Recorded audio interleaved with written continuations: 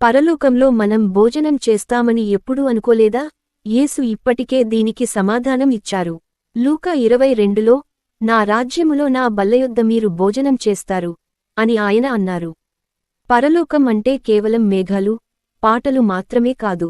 అక్కడ రాజు స్వయంగా ఏర్పాటు చేసిన బల్ల ఉంటుంది. యెషయా 25 దీనిని వివరిస్తుంది.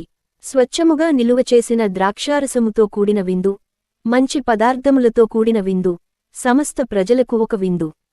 ఊహించుకోండి, అత్యున్నతమైన విందు, ప్రతి కోరిక తీరిన విందు, ప్రతి కన్నీటిని తుడిచివేసిన విందు. ప్రతిదీ నూతనమైన, ప్రతి హృదయం నిండిన, ప్రతి వాగ్దానం నెరవేరిన పరిపూర్ణ ఐక్యత యొక్క క్షణం. ఆకలి లేదు, నొప్పి లేదు, ఇక వీడ్కోన్లు లేవు, గొర్రెపిల్ల సమక్షంలో ఆనందం మాత్రమే, శాశ్వతమైన, పవిత్రమైన ఆనందం. దీని అర్థం యేసు కేవలం మిమ్మల్ని ఇంటికి స్వాగతించడం మాత్రమే కాదు, ఈ విందును మీతో పంచుకోవడానికి కూడా ఎదురుచూస్తున్నాడు. మీరు ఆ బల్లపై కూర్చోవాలని కోరుకుంటే, ఆమెన్ అని టైప్ చేసి, ధన్యవాదాలు, యేసు అని ప్రకటించండి, ఎందుకంటే మీ ఆహ్వానం ఇప్పటికే మేకులతో గుచ్చబడిన చేతులతో వ్రాయబడింది. Download ShareChat.